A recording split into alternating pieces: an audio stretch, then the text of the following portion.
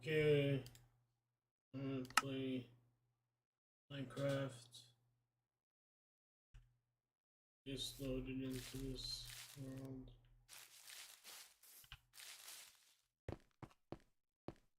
Pretty nice.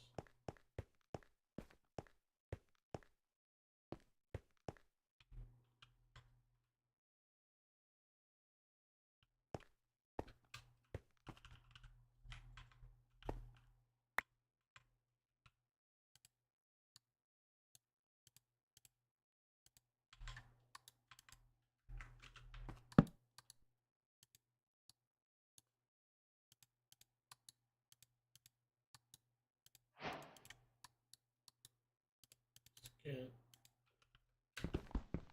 get this coal.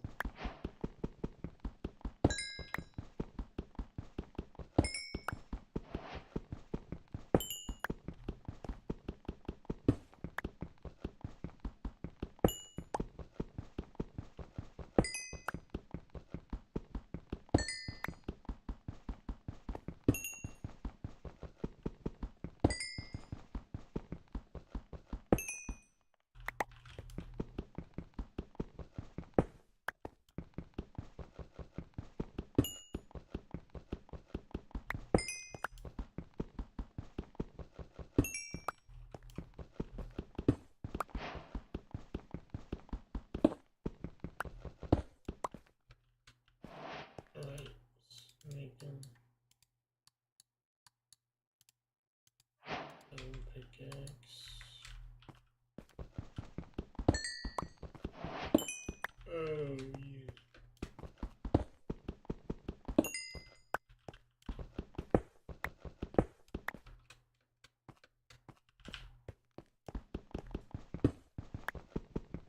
Where am I from? Ow.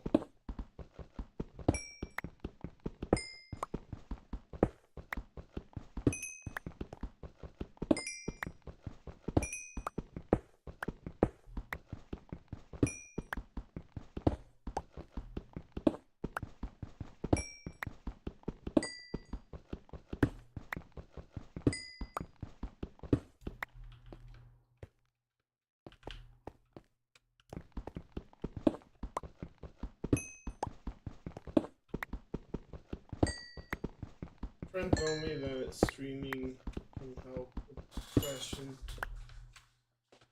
You know, so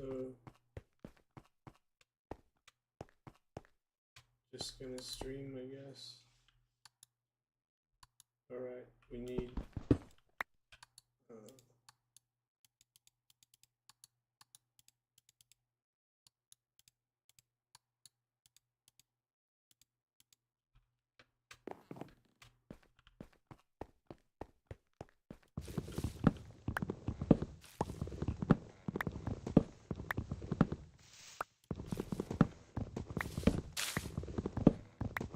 gotta survive the night.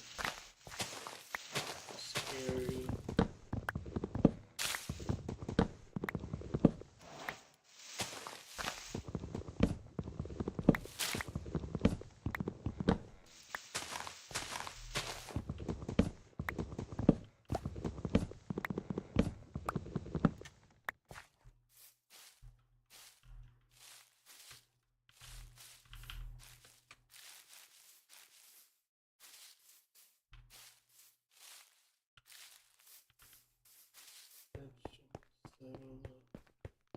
Wood.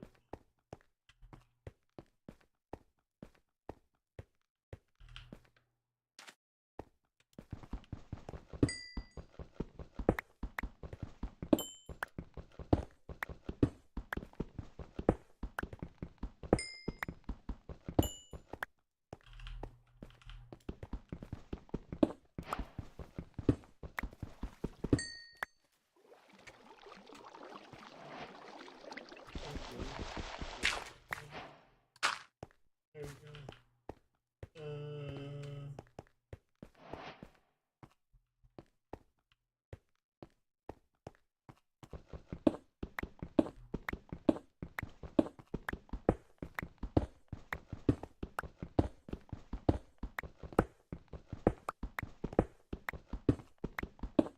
lapis?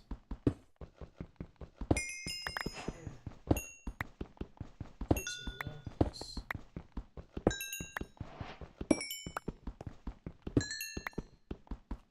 Get some lapis.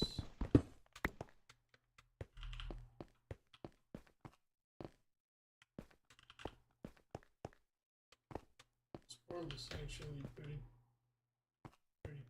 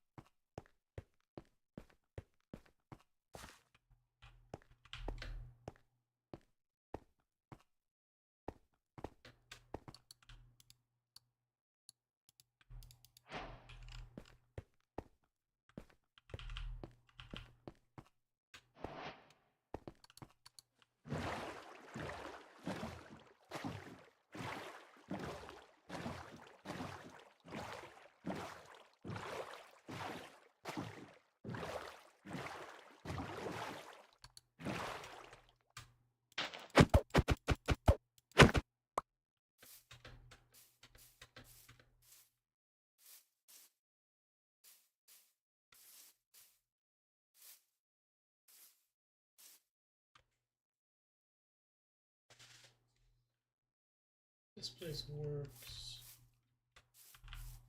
but I could go further up the house.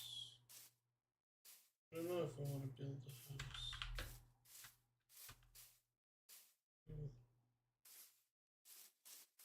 Can get a bed.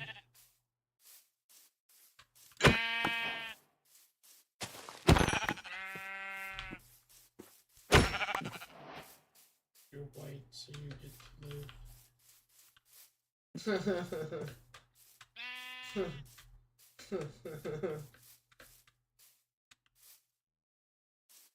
Okay.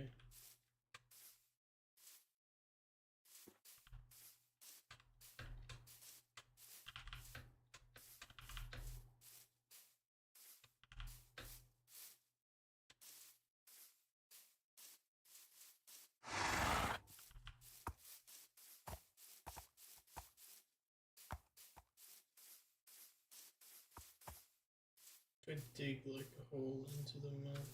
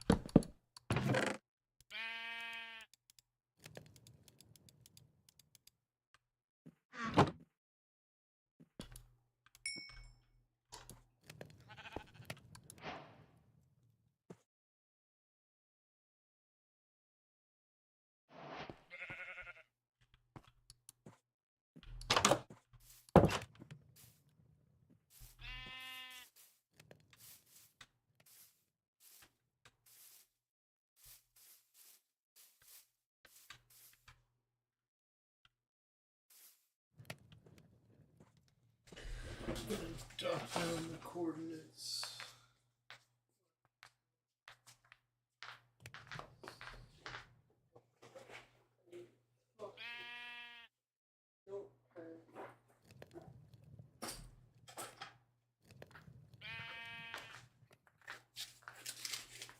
Fucking notepad.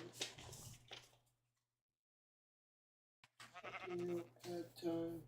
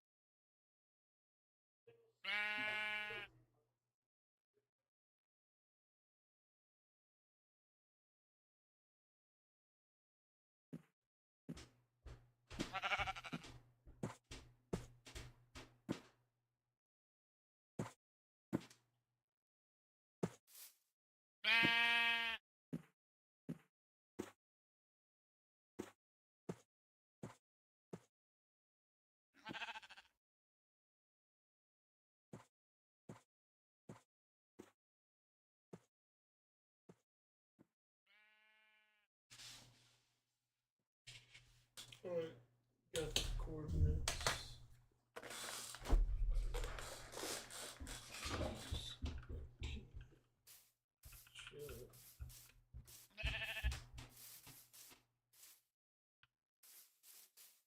Else here. This is unemployment.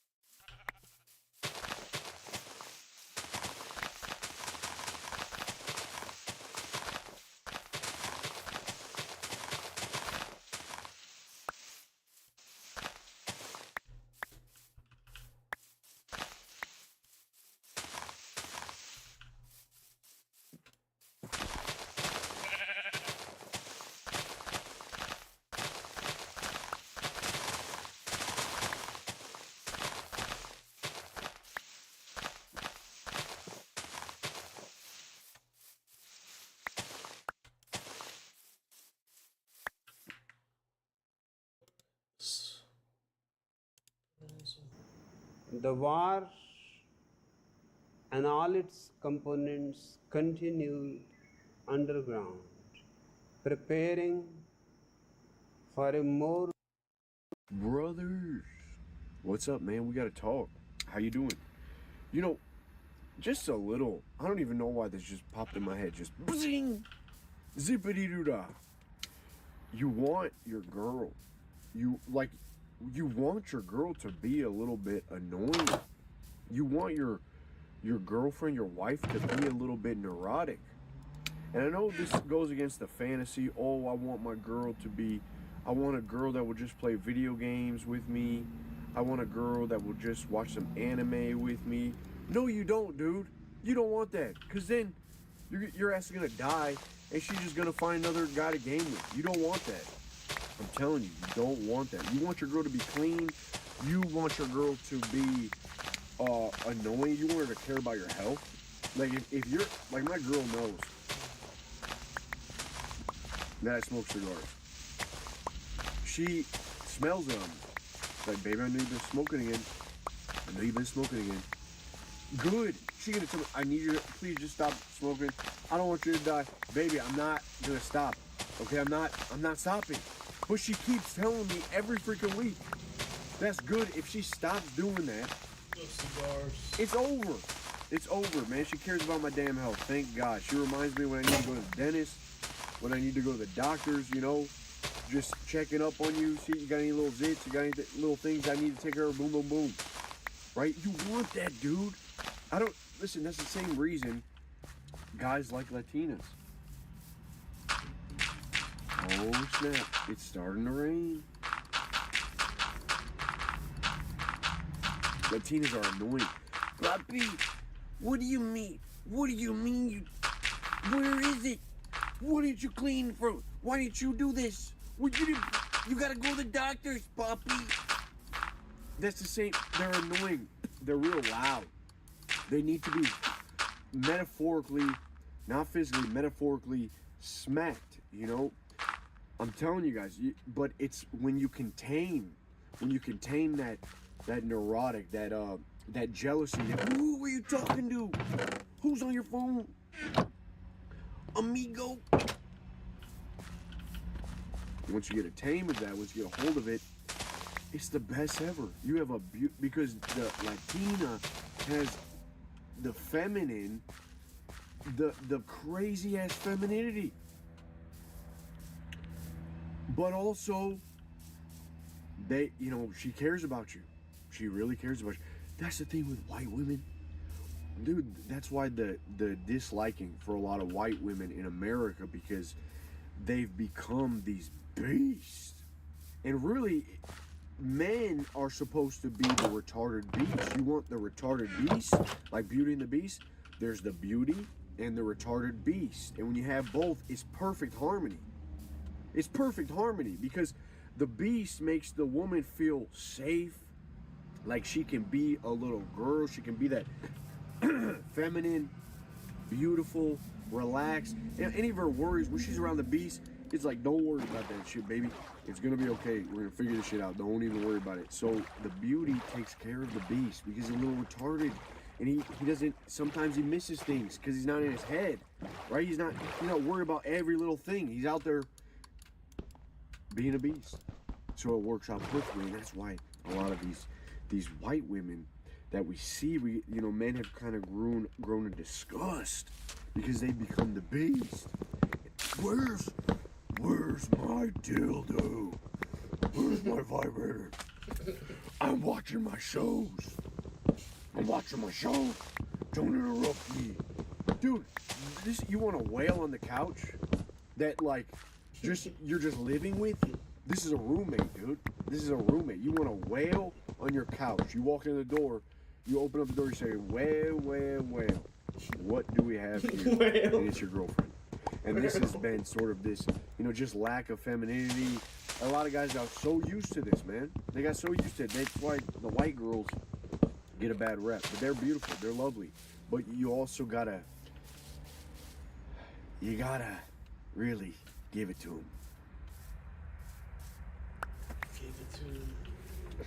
So anyway, I guess that's how we're starting this video. Welcome back. I feel like I had to get that out there. Because I saw a post on Twitter that was like, you want your girl to be retard maxing. I'm like, no, you don't. You want your girl to be slightly neurotic. You want her to be annoying. That means she loves you. Seriously, if your wife is not worried about your health, I got some bad news for you, bro. Like, she's waiting for you to die. If she's not worried about your health, she doesn't love you. If she's not if she's not thinking about it, she don't love you, man. So there you go, dude. I always get annoyed when I hear a guy say, oh man, she's too clingy. Dude, you want a clingy girl. Be honest. Dude, at the end of the day, when it's the end of the day, you want your girl to be clinging onto you. Hey, oh, she's too clingy. No, bro, there's something else there, man. That's some bullshit, dude. I'm not buying that, man. Because really, you want her to be obsessed with you. What guy doesn't want that? So maybe you just don't like her enough.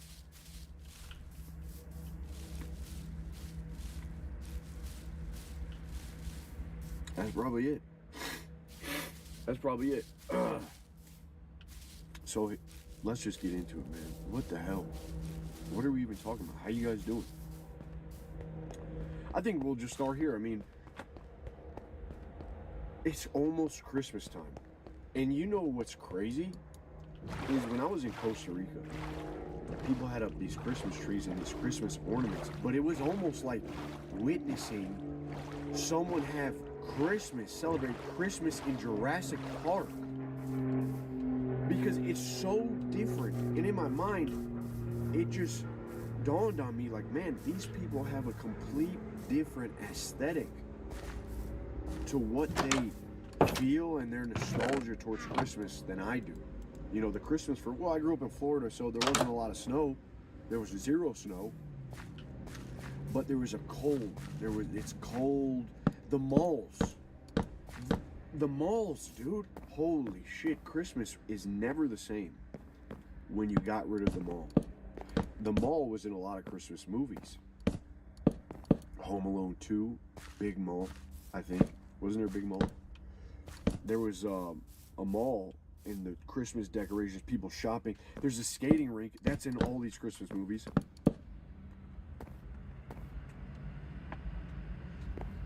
Right by the mall.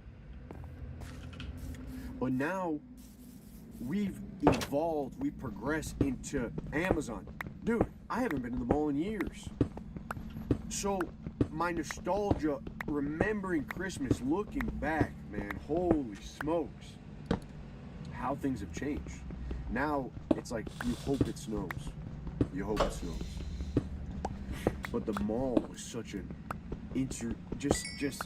just it needed to be. It is a part of Christmas. You go to the mall, you see all the people. They're drinking their I don't know, chocolate. They're walking around. They're buying gifts. They're with their friends and family. There's reindeer. There's the Santa in the middle of the mall. You know, you're always watching. You're like, is this guy a pervert? You know, I always thought, I don't know why. It's like, why is this guy why are these guys dressing up as Santa? These old dudes. So you're kind of keeping tabs on them.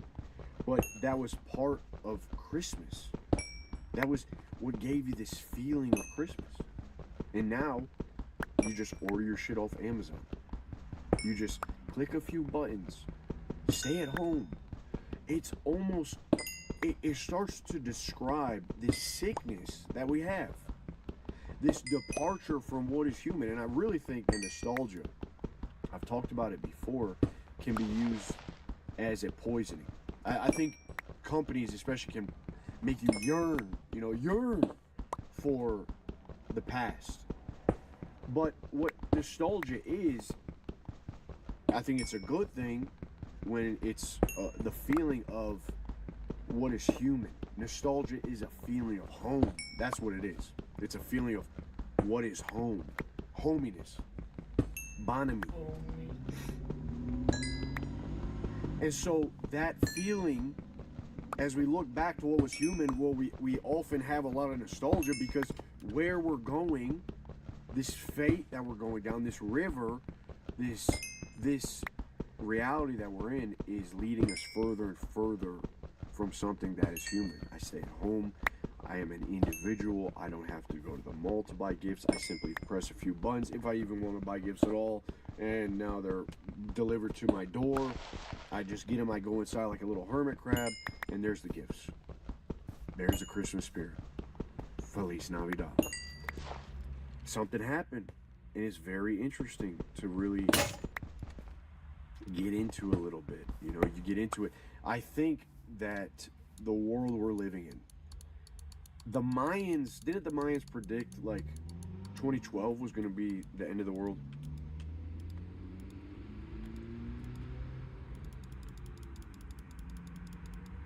I think that may be a conspiracy, but I know that the calendar, 2012, December 21st? 2012 is doomsday. Everything's going to change. The world's going to end. Now, I think it was just the shift of a new calendar in reality. But what I really think was that it was a prediction, man. It wasn't a prediction it wasn't a date that the world was going to end. It was a prediction that everything was going to shift forever. That's what it was.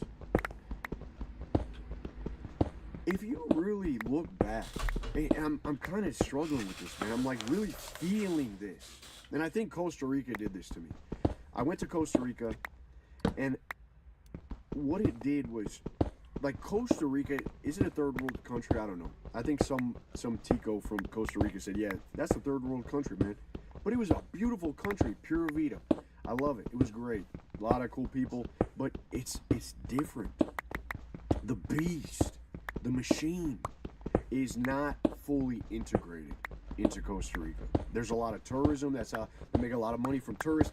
They make their money from just providing a relief for the people that are inundated by this machine in Europe, in America, wherever you are.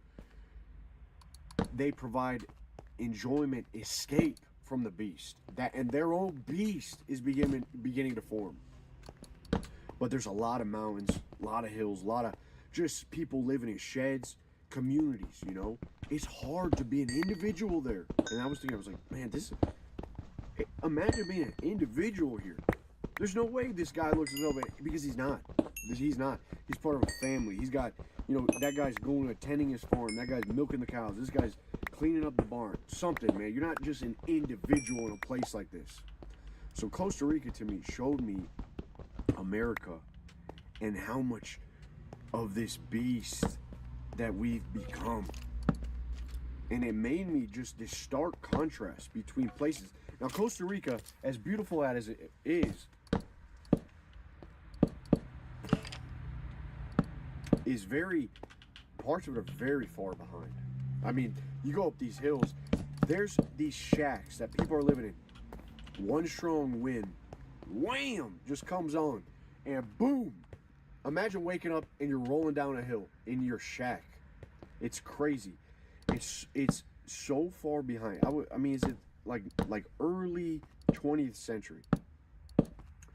And then the contrast, America is all the way up here in like super advanced tech, sky rises, these glass tech buildings being built everywhere. I just went to Nashville with the boys in the High Thumos group, and you just see this city, Nashville, like all of these new buildings. It looks like pristine, but it lacks a soul. It's like that country soul, that country culture. It's like, man, I thought I was gonna see like pictures of Bob Dylan everywhere, and Bob Dylan ain't even really country. I don't know what I'm saying, Bob Dylan, but I thought I would see some real, you know, some country superstars, and just feel like, yeah, this is country. I need a horse out here. This, you know, I want to like put on a cowboy hat out here, but I didn't really feel that. It really just felt like a nice city with a bunch of new construction and like money and nice roads and not too many random homeless here and there just popping up. But yeah, I didn't feel that southern. That's what I was looking for. I was looking for that in Nashville. I didn't feel it. The southern. There was the country bars and stuff, but it was different. And so, let me relight this. The Nashville soul was just kind of evaporated in place of this progress. And this progress, my God. And then you see this contrast. And it's almost like the world was perfect. The world, looking back, the nostalgia for the 90s. I'm 91. The world was almost perfect, man. I mean, really, you go back and it was perfect. And I'm sure people have nostalgia for the 70s and the 80s. I mean, maybe 80s was like real peak, and then 90s slowly declined, but 2000s, you know, 2001, oh good Lord, shit really hits the fan. 2012, a shift occurs. This was really at the time in humanity, in our story, that technology got to a point where on the J curve, it just blasted off, freaking full throttle rocket thrusters going to the moon. I mean, we had it so good. Okay, you can go look at just like the games that we had. The games were more human. The experience was more human. It felt like home, man. The cars were more like cars. They were more real.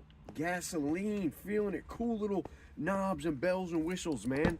You know, and I just saw some of the cars my dad had, and the cars on the road, like those one cars with the little things that like they blink up and down like this. You know, the headlights, they go back in. What a time. I mean, everything had this like ephemeral sort of, like we're on the brink of just amazing. We had it all. We had humanity being introduced to technology and dipping our dirty little fingers in it and having a good ass time. You were on the webs, the web boom. You were going on new grounds just to see some titties. You were staying up late watching cable TV, girls going wild. They weren't even showing titties, but you know, your imagination could really help you. And it was just, you had just enough. It was like Prometheus came down. He stole fire from the gods and he said, here, take it. And he gave you a little bit and you took it and you played with it. And then 2012 comes, you got burned. We got real bad burned because shit just took off. I mean, just instead of just taking a little bit of fire, hell rained down on humanity. And totally just flooded us. The flood wasn't of water, it was of technological hellfire, man. Technological hellfire. And we find ourselves these days building this technological Tower of Babel. We are going down this path, feeding this beast, being these individuals ordering from Amazon. We don't go to the mall, we just order from Amazon. We are individuals in our little cages, these economic actors. We're upholding the whole thing on our backs like, It reminds me of, you know, people are like, man, you gotta dream, and everyone wants to dream. And then I think in the Matrix when Neo is first waking up from his little battery. Remember when he's submerged in the fluid and he looks all around him and there's all of these people in the fugue. I think you're called fugue. They're sleeping. And I think dreams. Aha, it's good to dream. You gotta dream. But do you dream in a fugue state? And maybe you do. Maybe you dream as you're plugged into that battery, taking your little eternal bath, feeding the machine, feeding the battery. You still dream in there, and the dreams now serve this tower, this radio tower machine, this battery that is now pulling you like a puppeteer, like a little marionette that's pulling you and shaping your dreams. Do you dream in fugue? How do you say that word? Fugy? Fugy?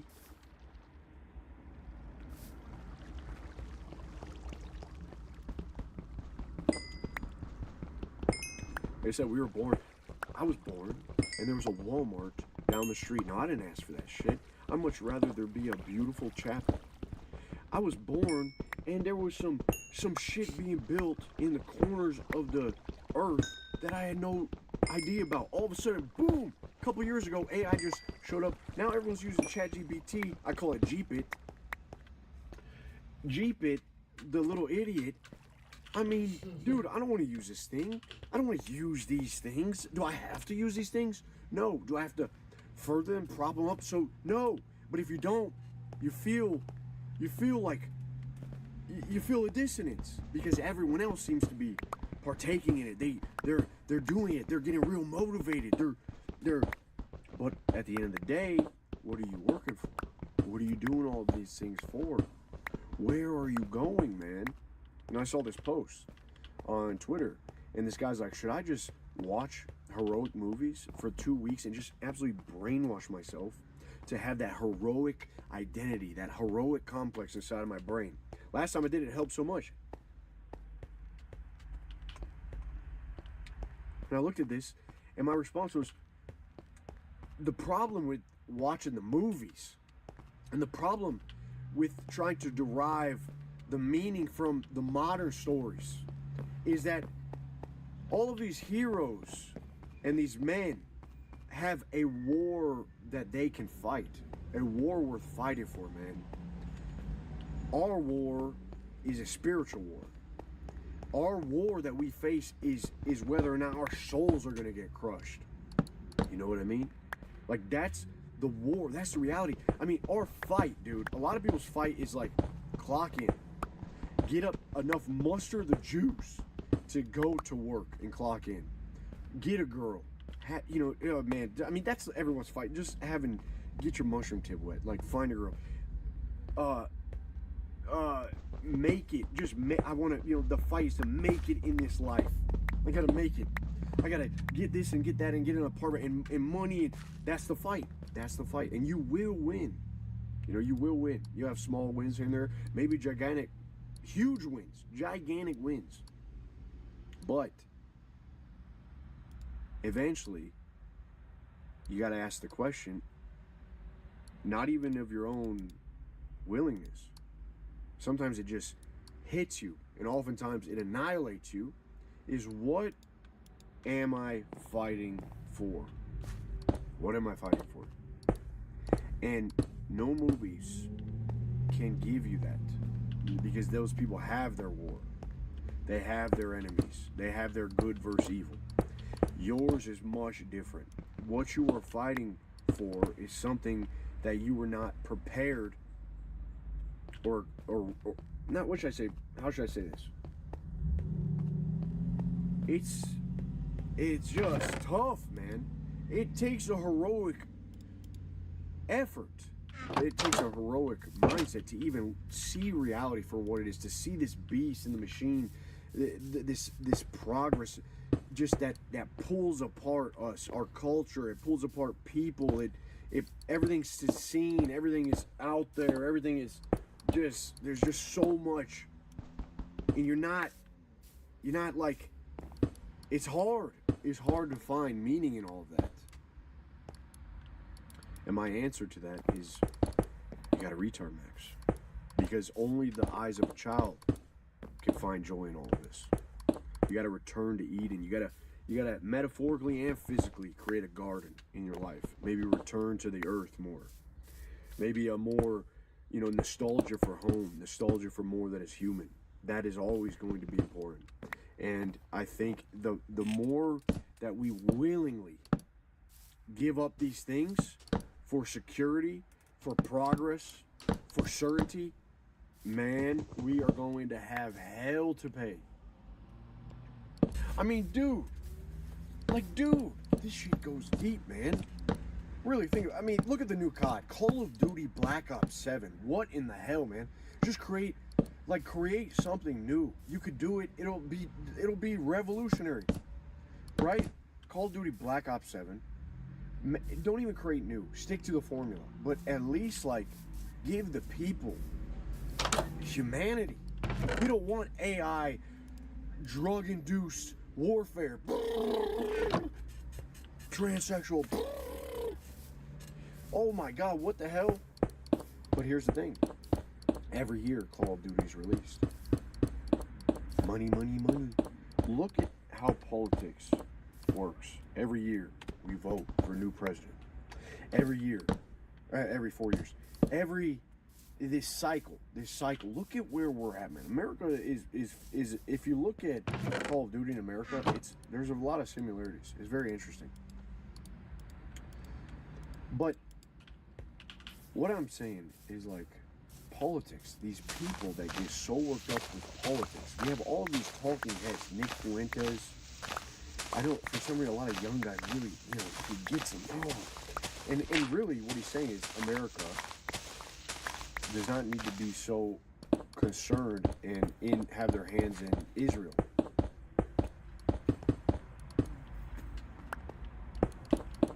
That's all nice and all. The fact of the matter is that you still got to clock in tomorrow. The fact of the matter is that you still have a Walmart, a Burger King, and a McDonald's at every corner. And it doesn't matter who gets elected. If we get more progress, you just get more Starbucks cafes, more Chipotles. If things go really well for America, you're just going to get more of this shit, man.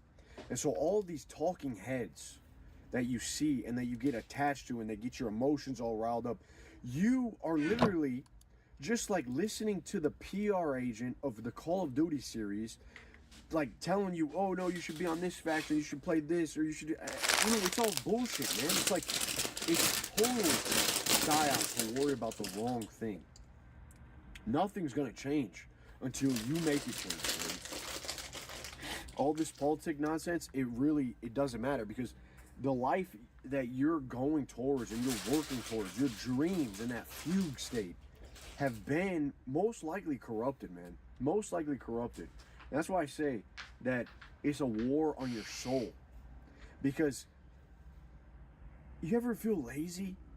You ever feel lazy or procrastinate? We've been told our whole life that that is a bad thing. You're lazy, you're bad. You're never going to make anything of yourself. You procrastinate too much, you're never going to make anything of yourself. The idiot. The absolute idiot. The procrastination, the laziness, is the soul's last resource, the last weapon, the last resort to keep you from doing things that may ultimately enslave you.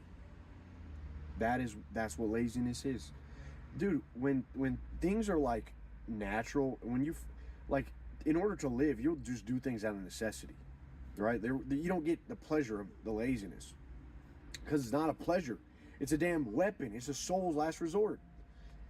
But all of these things, like, and these purveyors of hard work, the Goggins, the scientific, the Jocko Willink, good, you're just good, dude. There's so many talking heads to uphold the image of the beast. Oh, how good everything is. How amazing everything is. Don't focus on the reality that, you know, life is getting really on the outside. Man, you ain't headed down a great path. But remember, work hard. Work hard. Get the security. Get enough money. Okay, then what, man? Then what? I'm not saying you shouldn't work hard. I'm not saying you shouldn't get the money.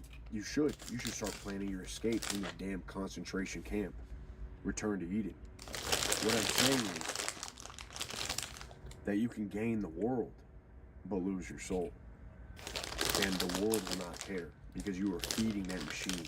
And all of your dreams, all of your ambition, and all of the things that you come to know may be in fact dictated by this machine, by this algorithmic beast. How much are you really in control of your fate? Or have really you've been thought corrupted by progress? Smoke on it. 2 glass, breathe smoke, baby. Because shit is gonna get tough. You know, don't feel shame, man. When you feel late, there's a reason. Maybe you don't need to be doing all this nonsense. Maybe you need to go a different path. Maybe you're procrastinating on doing this because you really don't want to commit 4 years of your life to doing it. Find a different way. Ask God, what should I do, God? What should I do? Please show me the way. Show me the way. What would you have me do? Your will be done in my life. Use me as a vessel. Show me what you would have me do. And that's it, baby. I mean,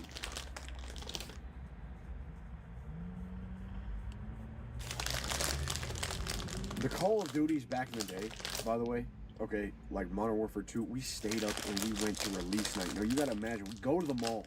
There's a whole line. People are waiting around. You feel a certain camaraderie. This is your kin right here. You're gonna see these boys on the battlefield. Call of Duty, man, Search and Destroy made you a man. Because when you were the last one left, you knew that all the boys were watching you. And it was your chance. It was do or die. Become a hero or burn at the stake for being a noob. And man, you had that one shot. There was something so amazing about everyone watching you. Just, you couldn't hear them. They couldn't speak to you, but they were like, oh my God, he's clutch. He's clutch. Oh my God, he's him. Ah, ah. And then you actually clutch it up. And then you can hear the shitty mics. And like, everyone's going, oh my God, he's amazing. You know, you're like, yeah, woo, take it easy, whoa. It was just an amazing time, dude. I mean, we don't got that now. You know, we don't got that now. We got, even the movies, you know, there's just they just don't look human. They don't look real. There's too much CGI. It's all shitty, man. It's all shit. There's no heart. Look at how Spider-Man developed. Tobey Maguire, I mean, just such a good Spider-Man. Like, there was heart in that movie, you know, just real heart. Then Andrew Garfield, not as good. The CGI, that the lizard is like, come on, man. Like, this is not like Green Goblin could have been real. The Dr. Ock could have been real. Sandman, third Spider-Man is kind of shit anyway. But you know, then we got this lizard. Like, really, a lizard?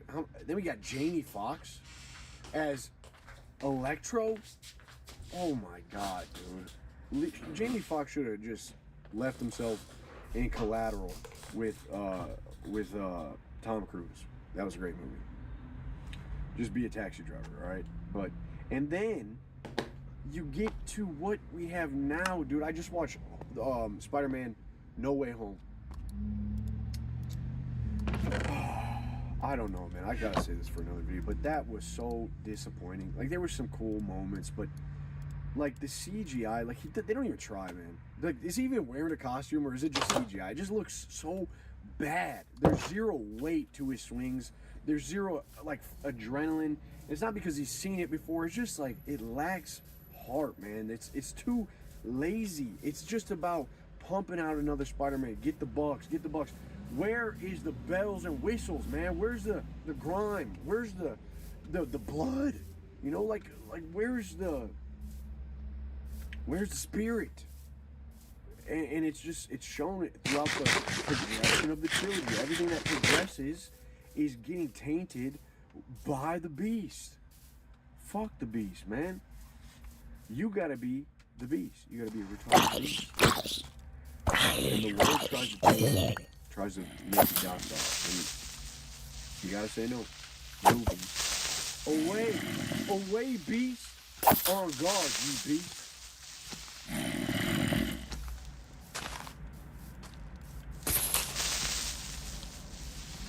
And that's it, man. God bless you. Have a great weekend, right? Stay strong, baby. Right? Yeah, it's crazy. It's alright. I'm telling you, be at peace with yourself and be at peace with others. Have salt in yourself. And don't be in a rush, but look clearly. And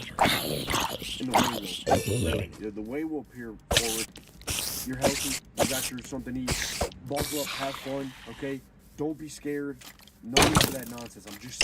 We're kind of peeling it back. That's all I'm trying to do. I'm figuring this shit out for myself, man. I've been born into the same time as many of you. I was the man who reached up and took a little bit of that fire. And now that fire consumes me. And I'm trying to figure out the way through. Alright? So, love you, bros. I'll see you soon. Peace.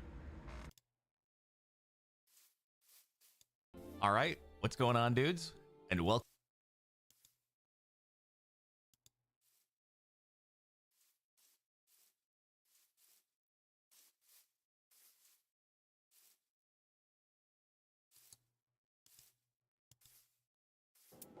You are all obliged to admire the fit.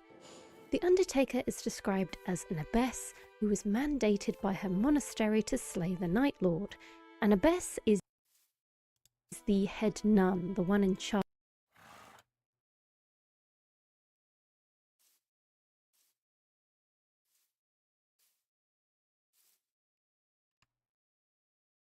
Man.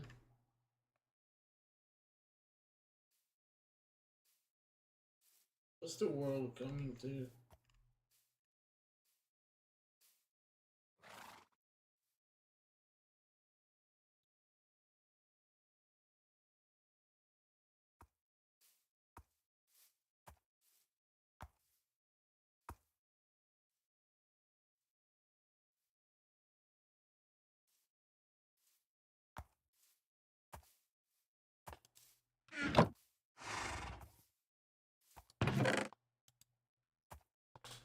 Okay, so I don't know what to do. Kind of accomplished everything.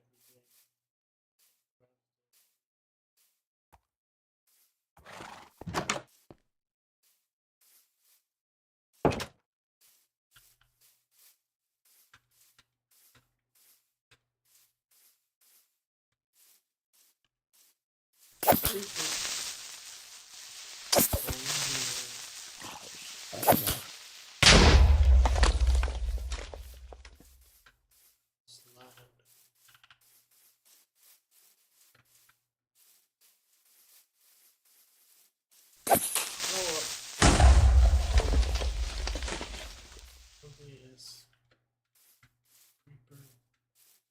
creeper.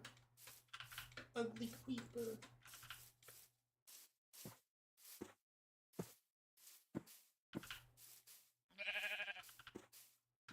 Minecraft. Oh, this pig.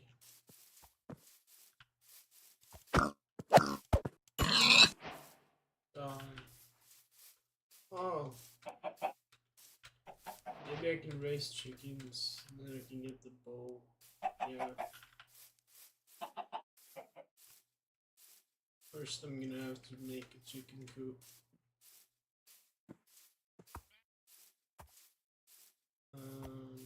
God, I'm stupid. Okay, let's see.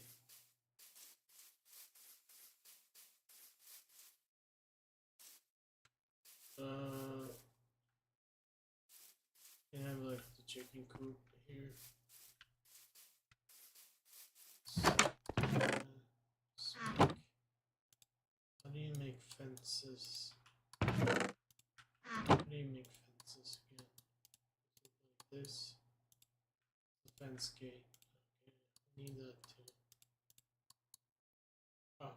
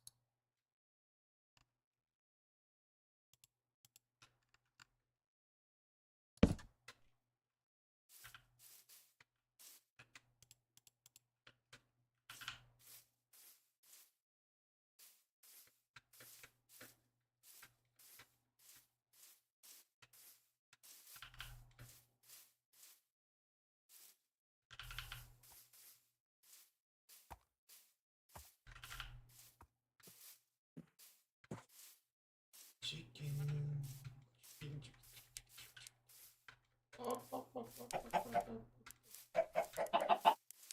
Yeah, four of them.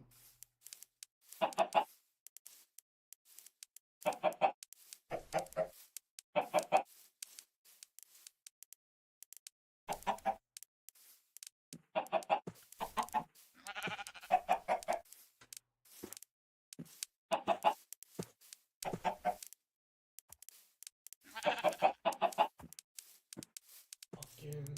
Come on. Again.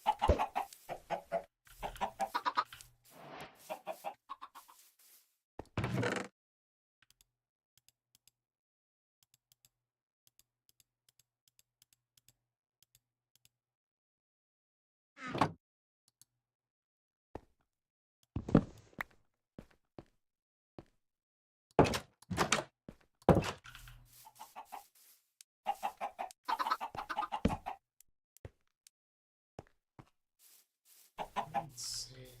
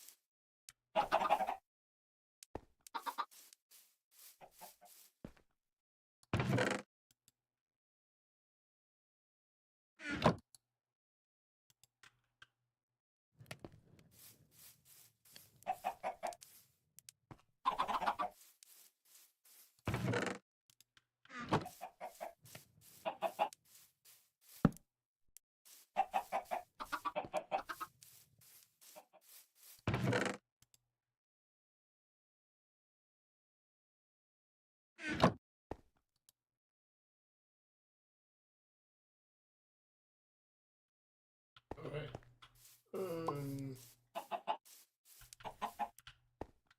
I need to make farm.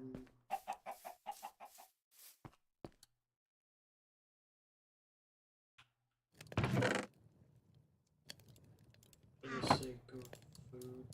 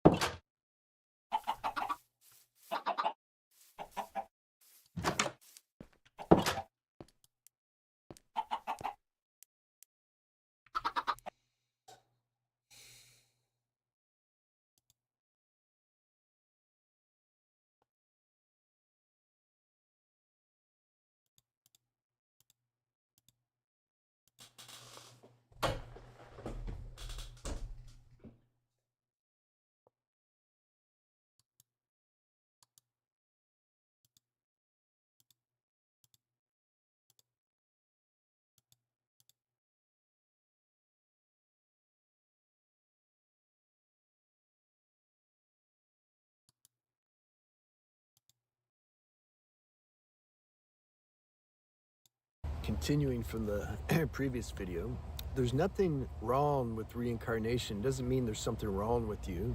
You did something wrong. It's not like a penalty. Damn, I gotta come back here. No, it's energetic laws of momentum.